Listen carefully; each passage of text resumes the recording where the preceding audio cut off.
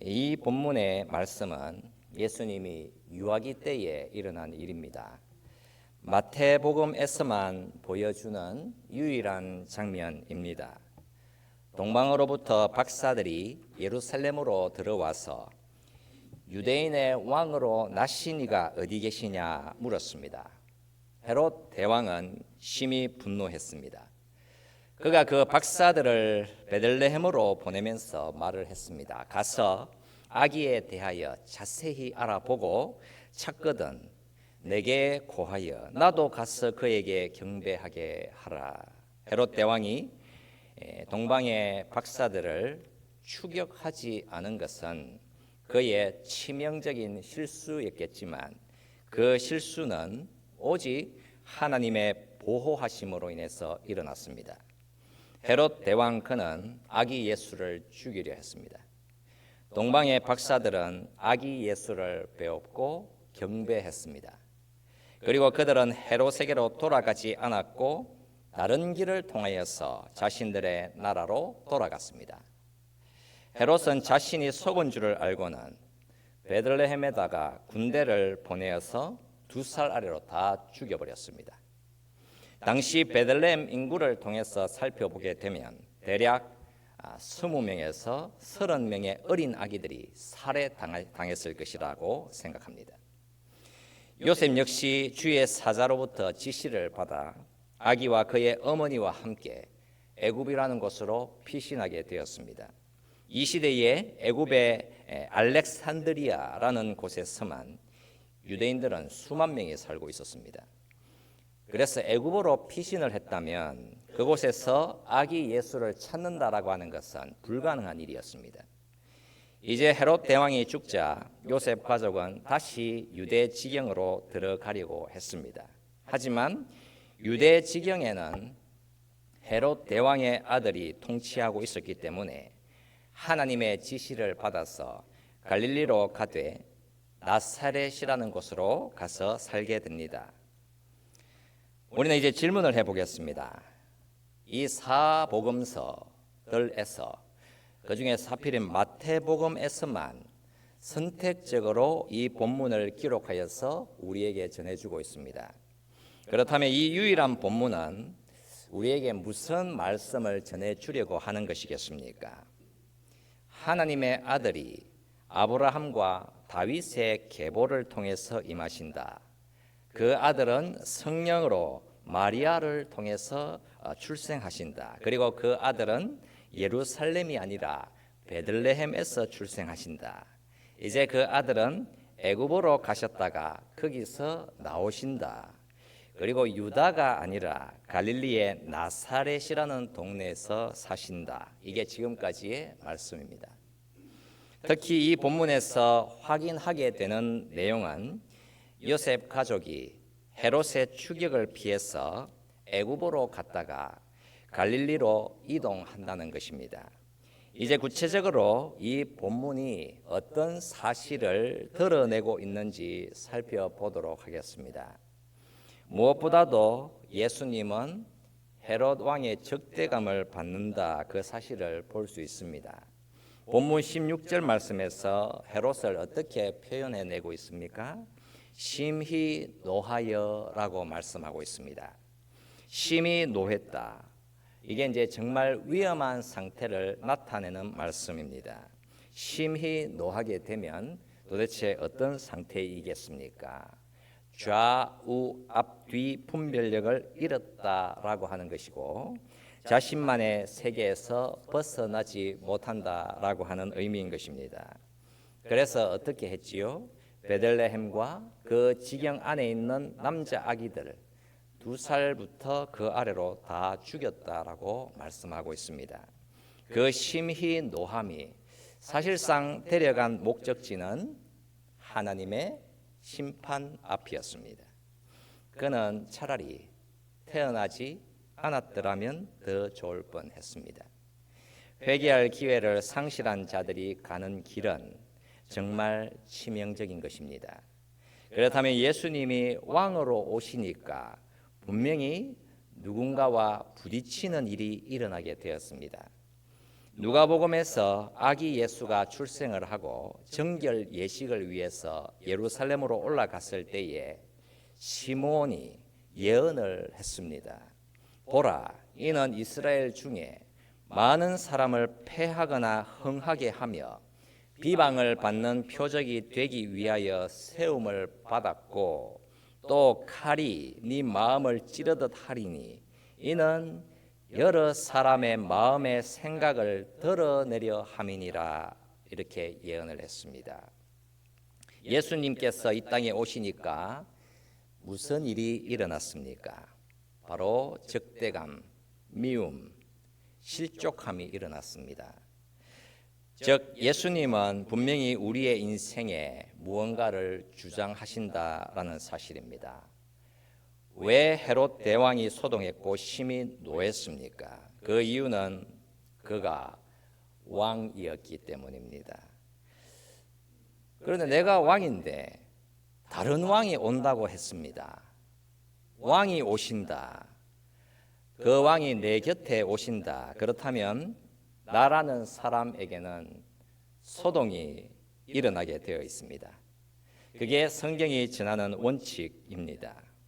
사람들이 분노하며 살더라. 특히 예수라는 분이 내가 너의 왕이다라고 하시니까 더 크게 분노하며 싫어하더라는 것입니다. 그렇다면 예수님이 내 곁에 오신다면 그분은 도대체 무엇을 주장하시는 것이겠습니까? 예수님이 내 곁으로 오신다? 그 의미는 네가 원하는 거 내가 들어줄게. 여러분 그게 아닙니다. 또는 어려움을 피하는 길을 그것도 보여줄게. 여러분 그것도 아니지요. 예수님이 온다 내 곁으로 그 의미하는 바 예수님은 하나님께로 가는 유일한 길이고 유일한 진리인 것이며 생명이다. 그 의미입니다. 그러니까 예수님은 우리에 대한 전적인 주권을 주장하시는 분이시다라는 사실입니다. 내가 붙들고 사는 다른 그 어떤 충성심보다 예수님을 향한 사랑과 충성심은 가장 중요해야 한다. 그 사실을 말씀하시는 것입니다. 예수님이 무언가를 말씀하시더라. 그렇다면 세 가지 반응할 수 있는 길이 있습니다. 두려워서 도망을 가든가 아니면 화가 치밀어 올라서 그를 공격해 버리든가 아니면 완전히 그 앞에 엎드려지든가 다른 길은 없습니다. 헤롯 왕이 베들레헴으로 군대를 보내어서는 2살 이하의 남자 아기들을 다 죽여버린 그 잔혹한 사건을 보면서 분명히 우리는 분노가 치밀어 오를 수 있습니다. 예수님이 베들레헴에서 태어나시지 않았더라면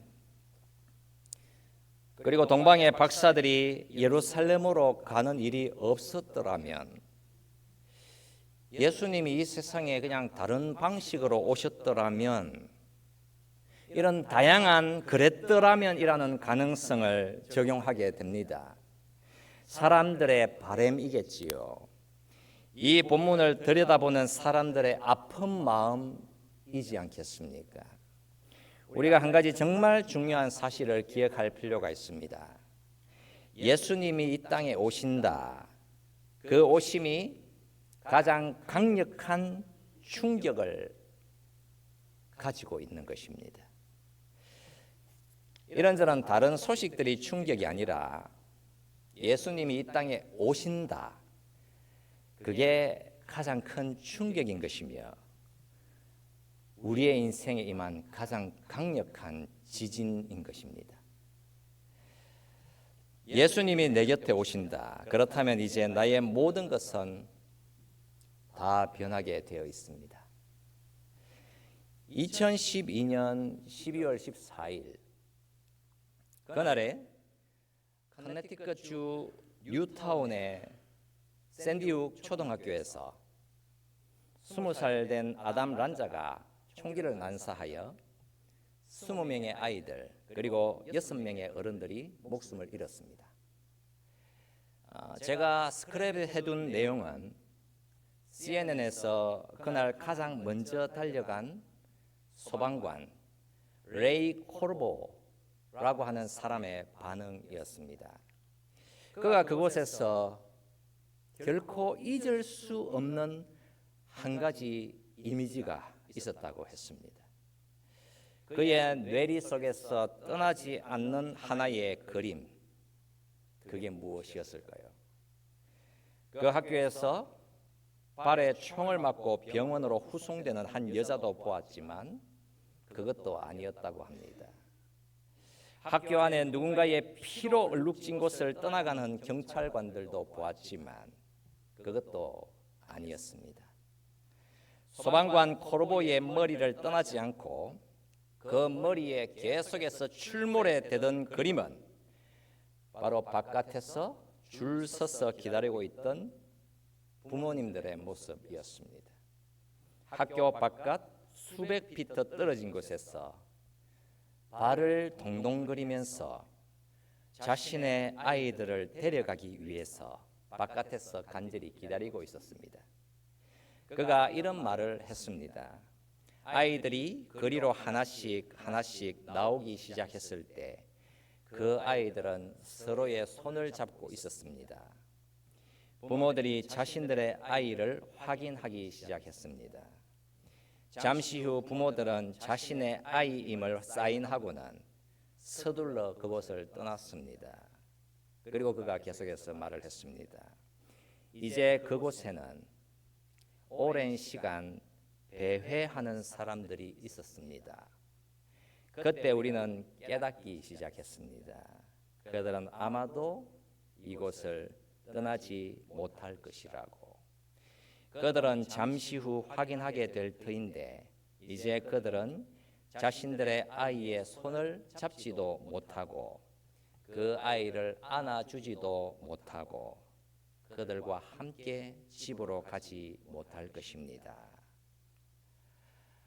이 소방관 콜보의 목소리는 가라앉아 있었지만 그의 눈은 반짝이고 있었습니다. 그리고는 그가 이런 말을 했습니다. 그들의 삶은 이제 영원히 변했습니다. 많은 부모들이 총기 사고가 난 학교에서 자신의 아이들이 살아서 나왔을 때에 그들은 극도로 안도하며 서둘러 집으로 갔습니다. 그러나 시간이 길어져서 갈수록 자신의 아이가 나오지 않게 되었을 때에 이제 그들의 인생은 영원히 변했다라고 소방관 콜보가 전했습니다. 여러분, 역사 속의 그 베들레헴의 그 시간, 헤롯이 보낸 군대가 그 집안을 샅샅이 수색하고 어린 아기를 죽이기 시작했을 때에 그때에도 그 부모들의 인생은 영원히 변했을 것입니다. 그러나 사실 그런 불합리함과 폭력과 욕망이 꿈틀거릴 때조차 저와 여러분들에게 있어서 우리의 인생이 영원히 변하게 된 사건은 예수께서 우리 곁으로 오신 사건입니다. 정말 그렇습니다. 나의 주 나의 왕이 오시더라. 그는 어떤 분이십니까? 영원히 죽이시거나 영원히 살리시는 분이시기 때문입니다. 예수 그가 오신다. 그렇다면 두려워 도망가거나 분노로 그를 공격해 버리거나 아니라면 그 어떤 인생이라도 그분 앞에 무릎을 온전히 꿇고 온전히 경배하며 순종하게 되는 것입니다. 이 본문이 너무나도 악한 왕 헤롯 왕이 거기에 보이는 것입니다. 사실상 우리들의 마음속에는 작은 헤롯이 분명히 움직이고 있습니다. 그것이 사실인 것이지요. 우리의 마음 깊숙이 우리는 반드시 내가 내 인생의 주인이고 싶기 때문입니다. 그 어느 누구도 내 인생에 간섭해서는 안 되는 것입니다. 나는 나니까, 나는 나의 원함이니까, 나는 내 식대로 움직여야 하니까 그 어느 누구도 내 마음에 이래라 저래라 할 수 없습니다. 내 영혼의 선장, 내 운명의 주인, 모든 인생은 다 그것을 원하고 있습니다. 그래서 로마서 8장 7절에서 사도 바울이 우리 죄인들의 마음을 정확하게 표현해내고 있습니다. 육신의 생각은 하나님과 원수가 된다라고 말씀입니다. 내 마음을 들여다보게 되면 내가 하나님을 향해서 얼마나 큰 적대감을 가지고 있는지 알 수 있습니다. 우리는 반드시 우리 자신들에게 물어보아야 합니다. 나는 예수님에 대해서 무엇을 보고 있으며 나는 어떻게 반응하고 있는가? 분명히 복음이 들려졌을 때 예수가 누구인지 내가 들었을 때 나에게서 가장 극단적인 반응이 없더라. 그렇다면 분명히 우리에게는 문제가 심각한 것입니다.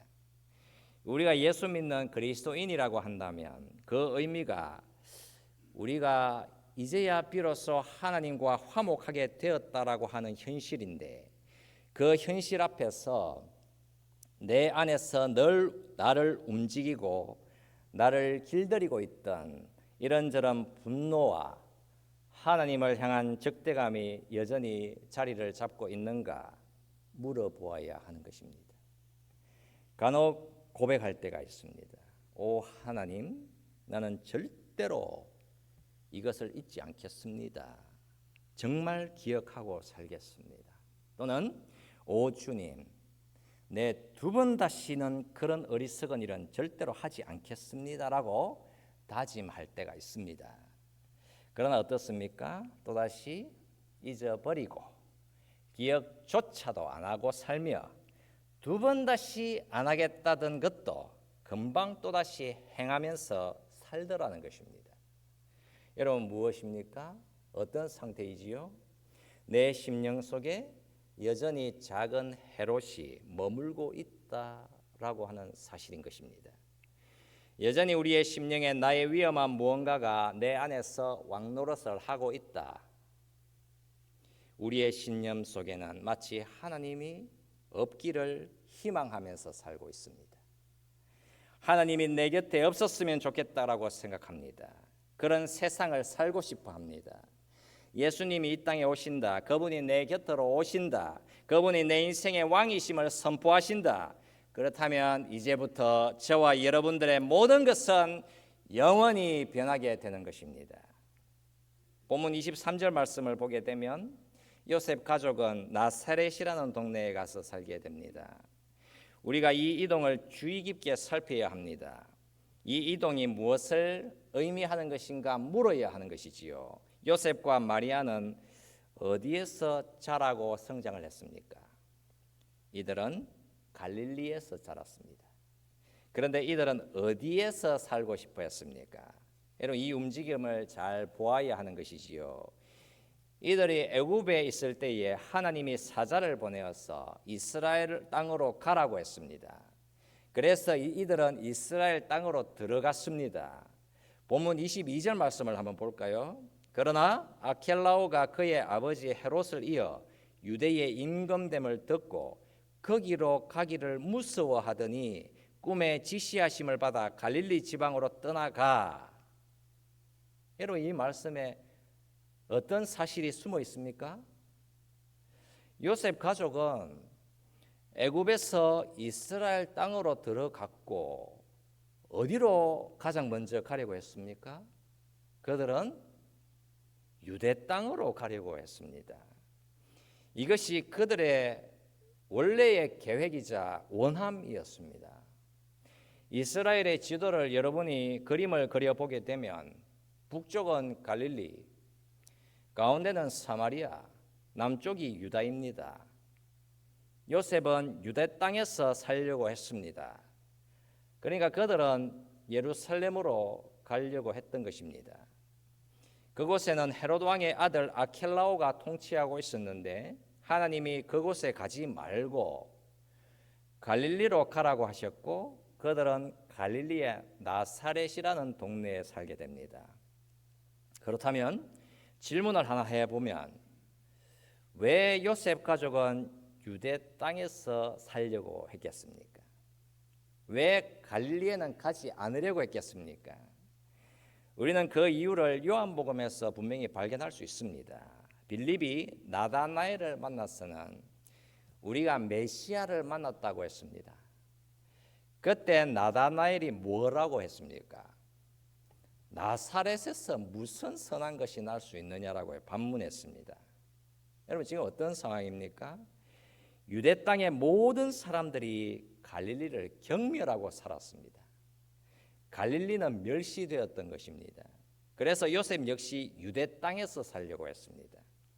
누군가가 여러분을 얕잡아 보거나 멸시할 때에 여러분들은 어떻게 하시겠습니까? 갈릴리의 나사렛에서 무슨 선한 것이 나올 수 있는가라고 물었던 나다나엘이라는 이 제자는 갈릴리의 가나에서 살고 있었습니다. 갈릴리의 가나 출신조차도 그 갈릴리의 나사렛을 멸시하고 살았습니다. 그 의미하는 바 나사렛이라는 동네는 그 이름표가 이곳은 아무것도 아님이라고 하는 의미였습니다. 이 현실을 우리가 살아가고 있는 이 세상에 적용을 한번 해보십시오. 여러분 높은 곳에 사는 사람들은 낮은 곳에 사는 사람들을 멸시합니다. 아이빌리그 학생들은 아이빌리그 아닌 학생들을 가볍게 생각합니다. 좋은 직장, 좋은 사업, 좋은 사람을 가진 곳은 그렇지 못한 곳을 천하게 여깁니다. 멋진 사람들은 누더기 옷을 입고 살아가는 사람들을 멸시합니다. 부자는 가난한 자를 무시하면서 사는 것입니다. 월스트리트라는 영화에서 아주 위대한 한 거물이 나옵니다. 그 거물 곁에는 한 젊은 분석가가 있습니다. 그 분석가가 한 부자 거물의 집에 걸린 예술 작품을 하나 보고 있었습니다. 그 거물의 아내가 그 젊은 분석가에게 그 예술품 가격은 40만 불이라고 얘기해 줍니다. 그러자 분석가 젊은이가 놀라면서 야, 그 가격이면 해변에다 집을 하나 살 수 있겠네요 라고 했습니다. 그래서 그 거물의 아내가 하는 말이 물론이죠. 뉴저지의 와일드우드라면 말이죠 라고 대답을 합니다. 그러니까 그 거물의 아내가 뉴저지의 와일드우드를 언급했는데 그 의미는 성경에서 전하는 바 나사렛입니다. 그런 천박하고 보잘것없는 곳이라면 가능하겠다는 것입니다. 예수님이 나사렛 동네에서 사신다는 그 의미는 하나님의 구원하심이라고 하는 것은 사람의 기대를 완전히 벗어난다라고 하는 의미인 것입니다. 고대에는 여러분 장자가 모든 것을 다 상속했습니다. 차자는 사실 아무것도 아니었습니다. 하지만 하나님은 어떻게 일을 하셨지요? 카인이 아니라 아벨이었습니다. 이스마엘이 아니라 이삭이었지요. 에스가 아니라 야곱이었습니다. 므낫세가 아니라 에브라임이었으며 다윗의 잘난 형들이 아니라 다윗이었습니다. 사랑받지 못한 자를 하나님은 사랑하셨으며 강한 자가 아니라 약한 자를 사용하셨으며 부유한 자가 아니라 가난한 자를 통해서 하나님의 구원의 일하심이 선포되었습니다. 하나님은 영광스럽고 자랑스러운 예루살렘이 아니라 부족하고 부끄럽고 천박한 나사렛을 선택하신 것이었습니다. 이 본문 말씀에서도 하나님의 구원이 어떤 성격을 가지고 있는가 분명히 드러내는 역할을 하고 있는 것입니다. 그 선포가 정말 구체적인 선포인 것입니다. 하나님의 아들, 온 우주 만물의 주인이신 그 예수께서 나사렛으로 가셔서 사신다. 그 의미는 사실은 충격인 것입니다. 어떤 의미가 들어있기 때문이겠습니까? 사람들이 기대하고 원하는 바가 아니다라고 하는 사실이 들어있는 것이지요.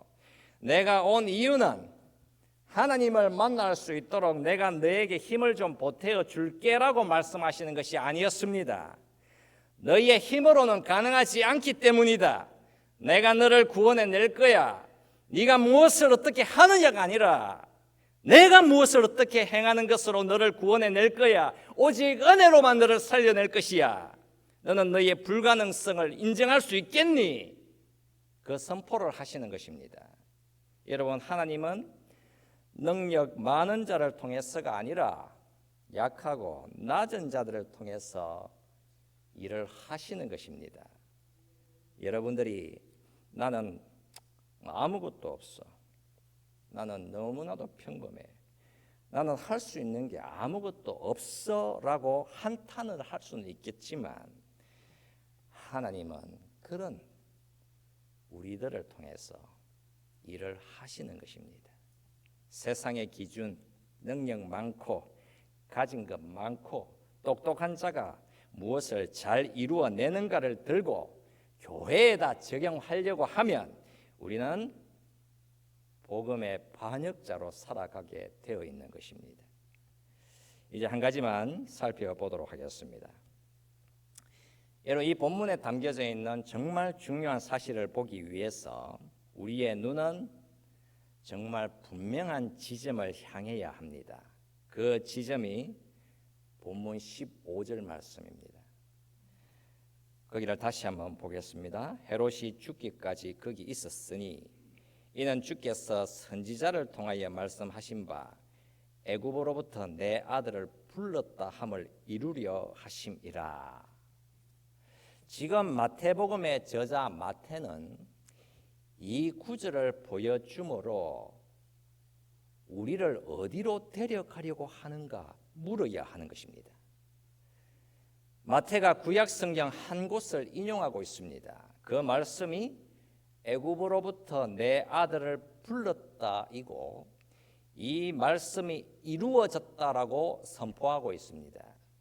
여러분, 이 말씀은 호세아 11장 1절에서 나오는 말씀이지요. 호세아 선지자가 거기에서 무엇이라고 말씀하는가 하니 이스라엘이 어렸을 때에 내가 사랑하여 내 아들을 애굽에서 불러냈거늘 선지자들이 그들을 부를수록 그들은 점점 멀리하고 바알들에게 제사하며 아로새긴 우상 앞에서 분향하였느니라 라고 전하고 있습니다. 우리는 마태가 인용해온 호세아 11장 1절 말씀을 보게 되면 여러분, 호세아 11장 1절 말씀은 예언의 말씀이 아닙니다.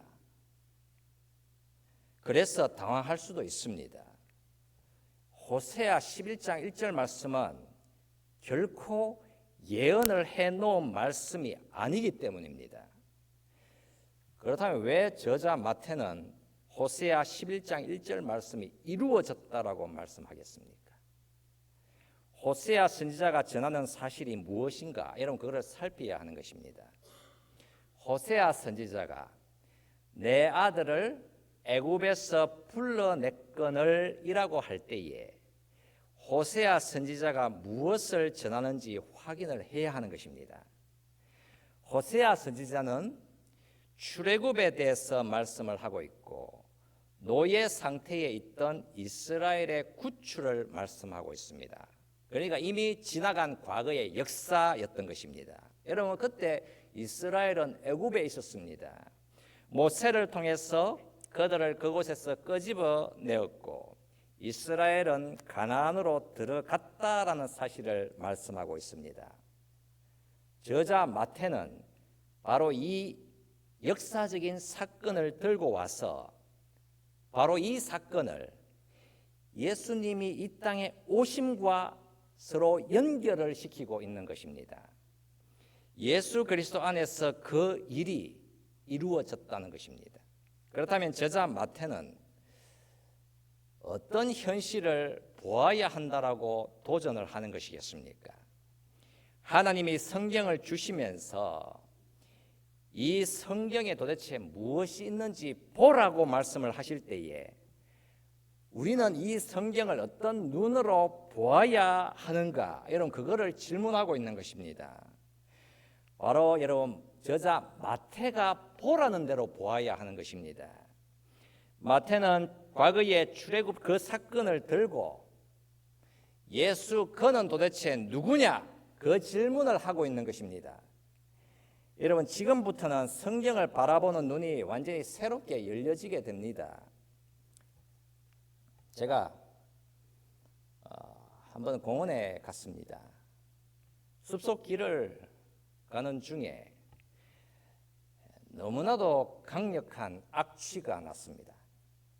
도대체 이 악취는 무엇인가 물으면서 주위를 둘러보니까 그 곁에는 수많은 까마귀 떼들이 자리를 잡고 있었습니다. 여러분, 무슨 일이 일어났겠습니까? 강력한 악취를 불러올 만한 큰 사체가 죽어서 썩어가고 있었던 것입니다. 그리고는 며칠 뒤에 다시 그곳으로 지나갔습니다. 그 강력한 악취가 나던 그곳이었습니다. 그러나 이번에는 그렇게 강력했던 악취는 모조리 다 사라져 있었습니다. 죽음의 향기는 온데간데 없어졌습니다. 그렇다면 그곳의 부패의 악취는 도대체 어떻게 하여 사라진 것이었습니까? 여러분, 왜이지요? 시체 사냥꾼인 그 새들이 그 사체를 그냥 먹어 삼켜 버렸기 때문이었습니다. 저는 그때 깨달았지요. 산 자가, 살아있는 자가 죽은 자를 삼켜 버리게 되니까 부패와 썩음은 소멸된다는 것이었습니다. 그렇다면 여러분, 기독교라고 하는 것이 무엇인지 한번 물어보십시오. 기독교라고 하는 것은 반드시 산자가 죽은 자를 삼켜서 부패와 악취가 소멸됨을 선포하는 게 기독교입니다. 예수의 생명이 죽음을 삼켜버리게 되면 죽음과 부패라고 하는 것은 온전히 소멸되는 것이지요. 오직 하나님의 아들이, 오직 그분만이 오셔서 인간의 죽음을 삼켜버리게 되면 바로 거기에서 영생과 생명이 출생을 하게 되는 것입니다. 여러분, 그게 기독교입니다. 그게 하나님 말씀의 선포인 것이지요. 예수 그가 친히 애굽으로 가신다. 이제 그는 죽음의 역사를 삼켜버리신다. 그가 가는 곳이 길이며 그가 가는 곳이 생명인 것이고 그가 가는 곳이 바로 진리다. 그가 가는 곳이 바로 부활이고 영생이다. 바로 그 진리를 마태가 선포하고 있는 것입니다. 예수 그가 애굽으로 가시고 그가 거기에서 나오게 되면 이제부터는 그를 따르는 모든 자들은 하나님의 약속과 영원한 나라로 가게 되는 것입니다.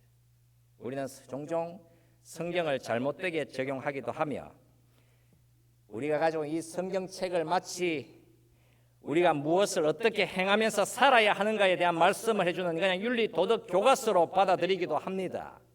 만약 성경이 우리가 무엇을 어떻게 행해야 하는지 그냥 따라가야 할 모범 정도로 받아들이게 된다면 그 성경은 저와 여러분들을 모조리 집어삼켜 파괴시켜 버리게 되어 있습니다. 왜냐? 그 성경이 우리가 숨을 못 쉬도록 그냥 질식시키고 그 무거운 계명들이 우리를 눌러서 압사시켜 버릴 것이기 때문입니다. 그렇다면 성경은 무엇을 전하는 것입니까? 예수 그분은 참된 이스라엘입니다. 예수 그분은 참된 아담이며 그분은 참된 모세이고 참된 다윗입니다. 구약 성경은 우리가 무엇을 어떻게 하며 살아야 하는가 교훈을 전하는 책이 아닙니다. 그 책은 예수 그리스도를 통해서 무엇을 완성하시는가 증거하시는 하나님의 구원의 계획이요 그 선포인 것입니다.